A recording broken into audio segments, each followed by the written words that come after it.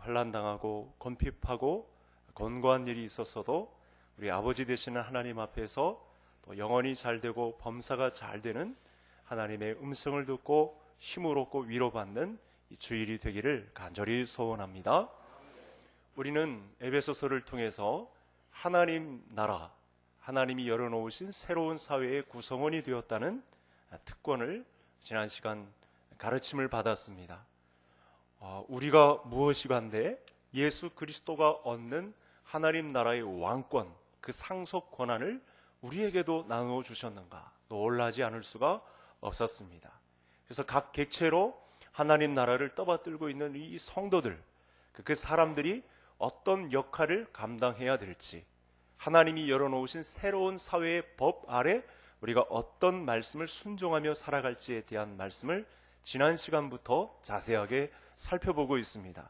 첫 번째는 아내들에게 주신 말씀이었는데, 이것이 책임이 더 무겁기 때문에 앞에 자리 잡은 것이 아니고 질서적인 차원에서 아내가 머리인 남편 앞에 감당해야 될 존귀함, 남편을 존경하여 복종하는 휘포타스라고 하는 아래에 배열하여 질서 있게 배열하여 위치를 선정하라 하시는 그 말씀을 첫 시간에 우리가 배움을 받았습니다. 오늘은 남편에게 주시는 말씀을 배우겠습니다. 오늘 우리에게 남편에게 주시는 말씀을 주셨다는 것은 오늘 믿음의 남편들에게 우리 가정을 새롭게 할 수 있는 아주 귀하고 복된 시간을 주신 줄로 아셔야 할 것입니다. 이전 생활의 옛날 방식의 어떤 유교적 방식에 젖어 있던 그런 남편들, 내가 아는 내 생각의 관점이 사로잡혔던 그 모든 사상들을 버리고 하나님의 말씀, 하나님의 새로운 사회를 열어놓으신 그 법 아래 남편들은 어떻게 위치를 선정해야 되는지를 오늘 말씀을 통해서 정확하게 들으시면 그 가정이 하나님이 원하시는 방식의 행복, 그야말로 믿음의 만족을 얻으며 우리가 신앙생활할 수 있는 길이 열린다는 확신을 가지고 오늘 말씀을 받으셔야 하겠습니다. 25절의 말씀에 보면 남편의 역할은 아내를 사랑하는 것입니다. 지난 시간에 아내는 남편에게, 머리인 남편에게 복종하라 라는 말씀을 주셨다면 오늘의 핵심 단어는 남편은 아내를 사랑하라. 남편들아 아내 사랑하기를 그리스도께서 교회를 사랑하시고 그 교회를 위하여 자신을 주심같이 하라. 남편의 역할을 살펴보기 위해서 우리는 예수님이 교회를 사랑하신 것에 대해서 먼저 잘 알아야 합니다. 예수님은 하나님의 백성들을 위해서 십자가에서 피를 흘려 돌아가셨습니다. 전적으로 자기를 포기하고 백성들을 위해서 기꺼이 희생하셨습니다.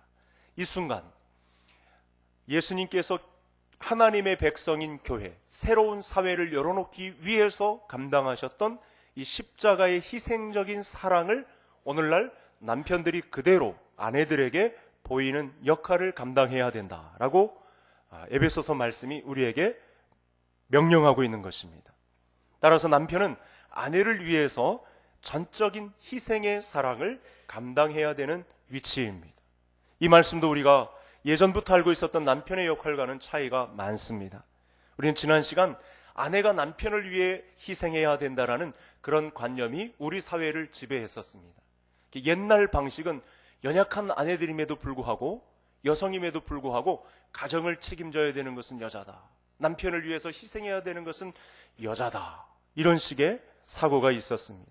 아내가 희생하고 아내가 손해보고 자신을 돌보기보다는 지아비를 섬기라, 이런 유교적 가르침에 많은 가정들이 시간을 낭비하고 에너지를 쏟고 있었다는 사실입니다. 세상의 방식은 지아비를 섬기는 희생, 아내가 먼저 남편을 무조건 섬기는 그런 유교적 관습에 젖어 있다는 사실을 우리가 판단을 해야 되는 것입니다. 그러나 성경은 남편이 오히려 아내를 위해서 절대적으로 희생하고 사랑해야 된다는 말씀을 우리에게 주고 있다는 사실입니다. 그래서 이 말씀은 남성들에게 굉장히 중요한 가르침이 되겠습니다. 남편이 아내를 희생적으로 사랑하는 것은 남편이 자리 잡아야 할 위치다.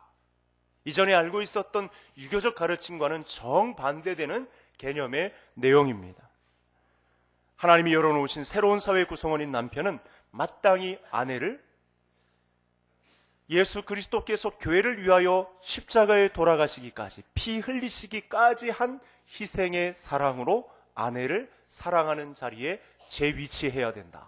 이렇게 분명히 말씀하고 있는 것입니다. 그동안 우리나라를 보면 이 사상이 뒤바뀌어 있었습니다. 아내들의 헌신을 통해서, 아내들의 희생을 통해서 어긋났던 가정들 이렇게 돌아오게 되고, 아내의 희생이 너무 커서 그렇게 남편들이 미안해하고 돌아왔던 그런 기억들이 사실은 존재하고 있습니다.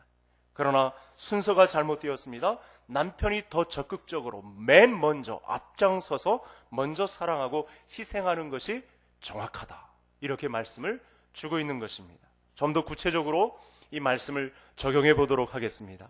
아내를 사랑하기 위해서 남편은 시간을 일부러 아내에게 쏟아야 합니다.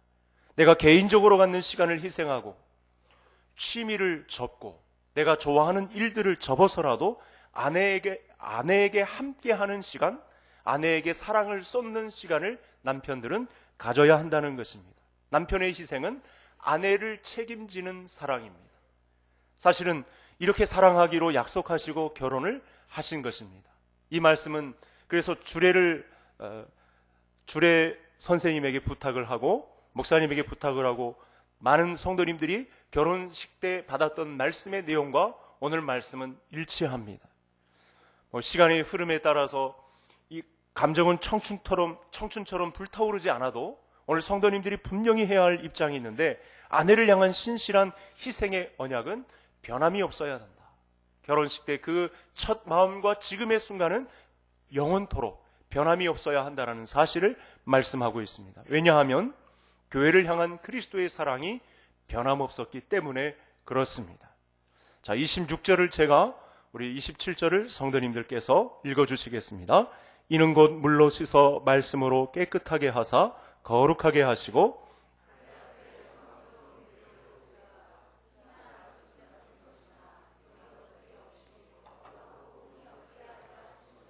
아멘.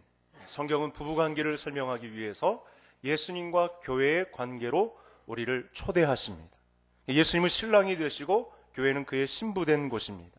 이때 교회를 위해서 자기를 내어주신 예수님은 교회가 성결해지고 교회가 더 거룩해지고 궁극적으로 교회가 온전해지게 하기 위해서 예수님께서 값없이 자기의 온몸에 물과 피를 쏟으심으로 이 신부된 교회를 온전케 하기 위한 희생의 사랑을 쏟아놓으셨다라는 말씀을 지금 이렇게 하고 있는 것입니다. 그래서 진정한 사랑은요, 상대방이 더 온전해지기를 바라는 사랑입니다. 참된 사랑은 상대방이 성결해지는 것, 완전해지도록 하기 위해서 내가 희생되는 곳에 쓰임받는 사랑입니다. 그것에 남편의 역할이 있다는 말씀을 오늘 우리에게 주고 있는 것입니다. 더 온전해짐으로 그가 기쁨 가운데 행복해지기를 원하는 것, 하나님 나라의 새로운 법 아래서 잘 연단받고 또 양육되어서 보호받고 하나님의 온전한 사람으로 쓰임을 받는데, 남편은 아내를 그렇게 돕는데 또 남편의 역할이 있다는 말씀을, 이것에 희생하는 사랑이 가야 된다는 말씀을 분명히 밝히고 있다는 사실입니다. 지상에 있는 교회는 완전하지 않습니다. 지상에 있는 그 어떤 교회가 정말 사람들에게 믿음 좋은 교회라고 소문이 나고 또 칭찬받는 교회라고 할지라도 지상의 그 어떤 교회도 완전한 교회는 없습니다. 교회가 불완전한 것처럼 우리 모두가 다 불완전합니다. 그리스도인 아내도 불완전하고 그리스도인 남편들도 다 불완전합니다. 그러기 위해서 온전케 되기 위한 성숙이 필요한 순간이 있는데, 남편은 아내를 온전하게 하는데, 그리스도 앞에 온전한 신부로 서게 하는데, 그가 성결해지고 거룩해지는 그 순간을 맞이하게 하기 위해서 그를 조력하는 한 대상이 있는데, 그 사람이 바로 남편이라는 사실, 그렇게 하기 위해서 그토록 많은 수고를 희생적으로 감당하는 사랑의 위치에서 서 있는 자가 남편이라는 사실을 말씀하고 있는 것입니다. 그래서 남편이 아내를 사랑하는 것은 연약한 아내를 든든히 세우기 위함입니다. 29절 29절 다 같이 함께 읽겠습니다. 누구든지 언제나 자기 육체를 미워하지 않고 오직 양육하여 보호하기를 그리스도께서 교회에게 함과 같이 하나니. 여러분, 29절의 아내는요, 그리스도께서 교회를 보호하는 관계 안에 들어와 있는 존재라고 말씀을 하고 있습니다. 그러니까 남편은 아내를 연약한 그릇으로 알고 보호해야 합니다. 그러니까 아내는, 그리스도인 아내는 남편에게 보호받는 존재입니다.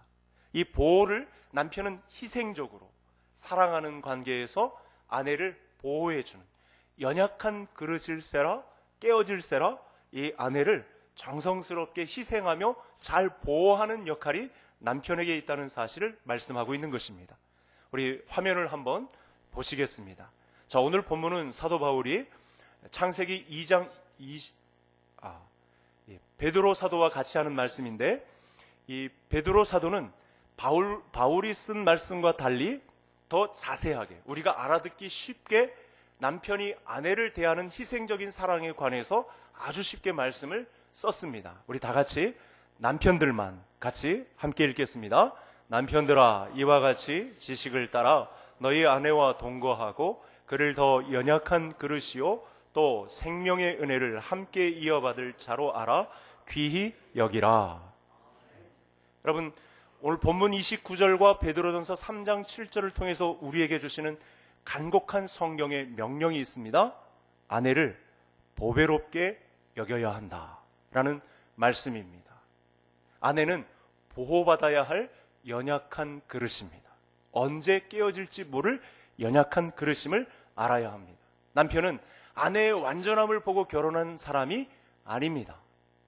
교회도 완전하지 않습니다. 세상에 완벽한 아내는 존재하지 않습니다. 오히려 아내를 완전함에 이르도록 하기 위해서 이를 돕고 희생하며 사랑의 위치를 감당하는 자가 남편이다. 이렇게 말씀을 주고 있는 것입니다.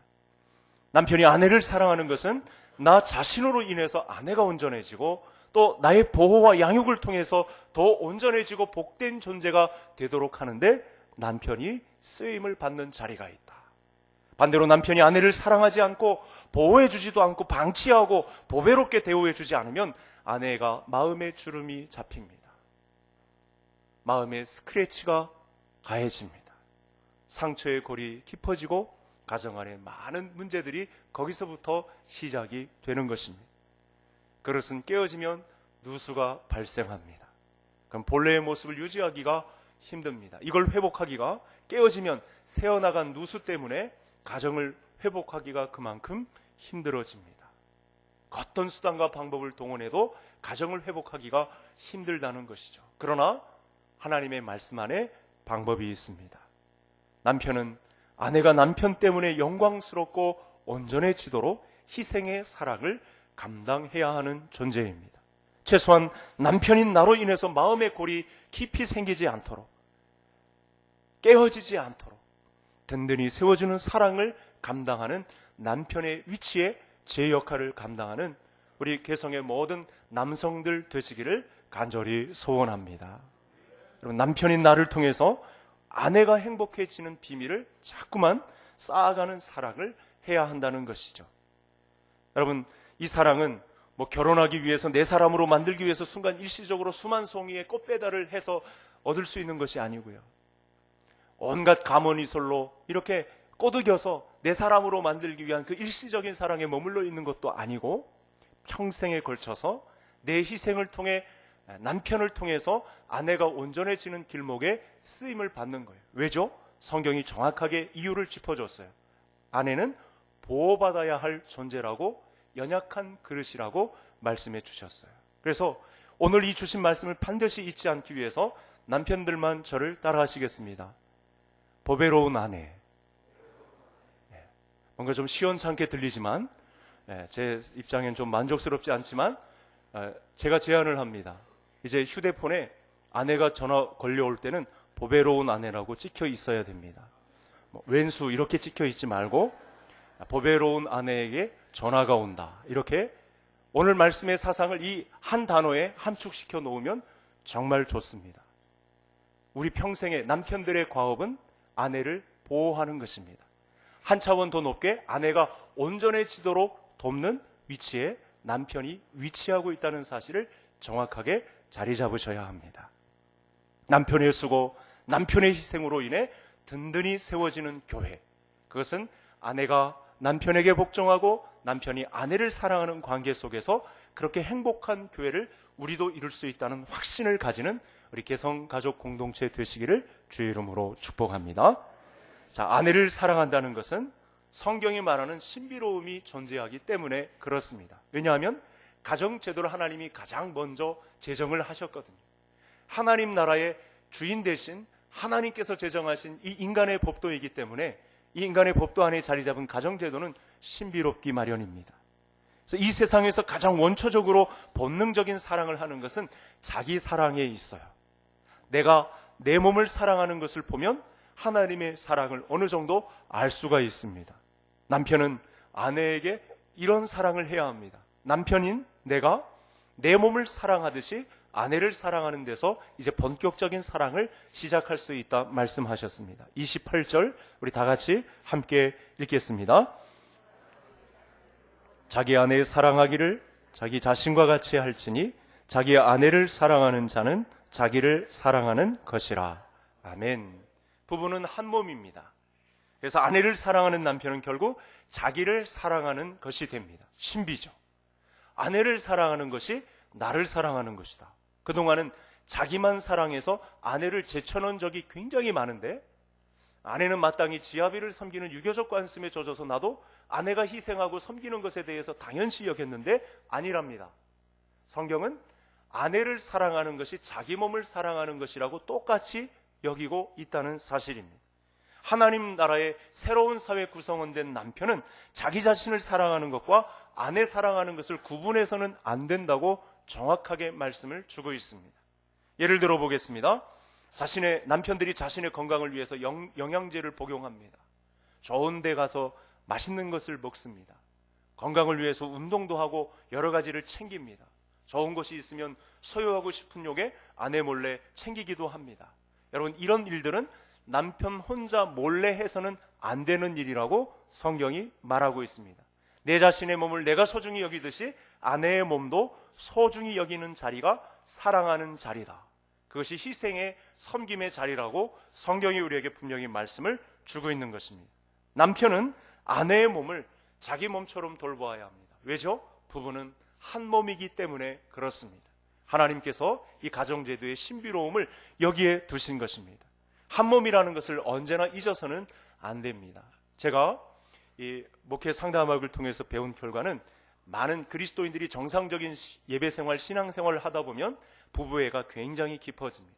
하나님의 말씀을 자꾸 듣다 보니까 예전에 어긋나갔던 그 남편의 자리를 돌이키고 다시 정상적인 부부의 생활로 돌아오는 경우가, 그래서 이렇게 연로하신 부부들을 보면 그리스도인 가정을 잘 여미어가는 가정공동체를 이룬 분들이 간혹 보게 됩니다. 바로 이런 사랑을 해서 그렇습니다. 우리는 우리 자신에게 사랑하는 표현을 끊임없이 합니다. 만나는 집을 찾아서 좋은 음식을 먹고 운동도 하고 좋은 환경에 있으려고 귀한 것을 소유하려고 하고 내 몸에 많은 투자를 합니다. 그런데 그리스도인들은 세상 사람들과 같이 자기 자신에게 쏟는 이 열정을 자기에게만 쏟지 말고 결혼관계에 들어와 있는 사람들은 자기 아내에게도 똑같이 나에게 하는 것을 아내와 상의해서 똑같이 아내를 돌보는 일을 감당해야 된다고 분명히 말씀을 주고 있는 것입니다. 따라서 남편은 아내에게 끊임없이 표현을 해야 합니다. 말이 실제로 가야 합니다. 표현하는 것에 인색하면 절대로 안 됩니다. 대부분 우리는 온전한 남편이 되는 것에 익숙하지 않습니다. 아내가 온전해지는 것에 내 희생이 있다. 이 관념은 사실은 우리나라에서 찾아볼 수 없는 생각입니다. 성경이 분명히 이야기합니다. 아내 혼자서는 절대 온전해질 수 없는 구조에 놓여 있어요. 부부관계 속에서 아내는 보호받아야 되는 존재이기 때문에 남편의 양육과 보호를 통해서 온전해지는 구조 속에 놓여 있습니다. 그러니 여성이 얼마나 약합니까? 남편의 강함을 통해 아내는 하나님 나라에 구별된 성별된 아내로 그리스도의 신부로 자리 잡는 것에 남편의 희생적인 사랑이 가야 한다는 말씀을 주고 있는 것입니다. 결혼 생활이 깊어질수록 그 사랑의 깊이와 넓이가, 높이가 더 커져서 표현할 줄 아는 이 한 몸의 구조를 가지고 행복한 가정을 일구어 가는 우리 개성 가족들 되시기를, 특별히 남편들 되시기를 주의 이름으로 축복합니다. 31절 말씀 우리 다 같이 함께 읽겠습니다. 부모를 떠나 그의 아내와 합하여 그 둘이 한 육체가 될지니. 31절의 말씀은 결혼제도를 만드신, 아까 제가 말씀드리려고 했던 이 창세기 2장 24절의 본문을 그대로 따왔습니다. 그래서 이 사람이라는 것은 남성 명사로 보시면 되겠습니다. 창세기에는 정확하게 남자라고 하고 있습니다.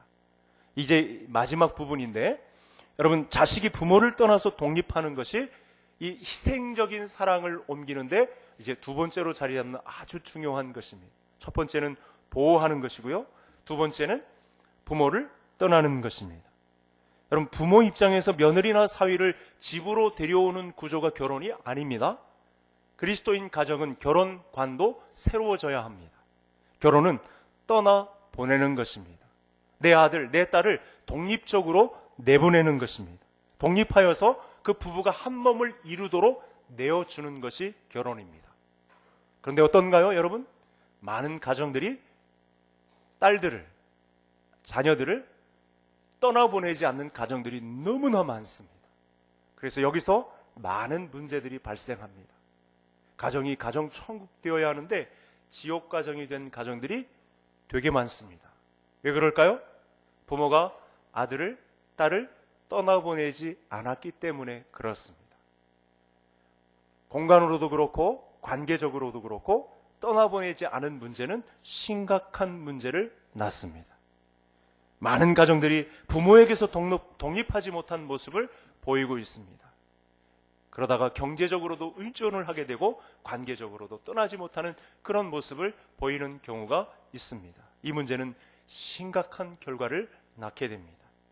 부모에게서 독립하는 성경의 원리를 어떻게 해야 된다고 말씀하고 있죠? 이 희생적인 사랑에 남성들이, 남편들이 먼저 나서서 부모에게서 독립하는 것을 원칙으로 선언하라.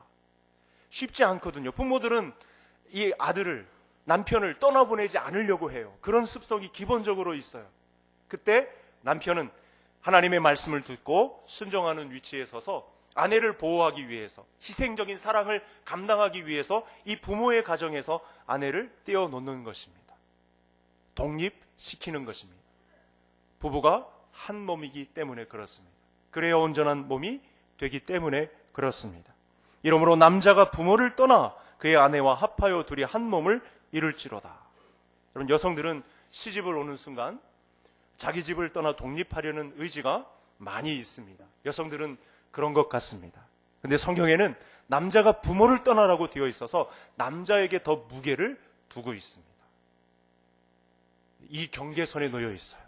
많은 남성들이, 독립을 하지 못한 남성들이 너무나 많아요. 그래서 이것 때문에 눈물 흘리는 아내들이 너무나 많다는 거예요. 그것이 진정한, 하나님이 사람을 창조하시고 행복하고 복되게 살 수 있는 길을 이 가정에 열어놓으신 건데 이 비밀을 알지 못하고 독립하려는 의지가 없는 남편들을 너무나 많이 본다는 거예요.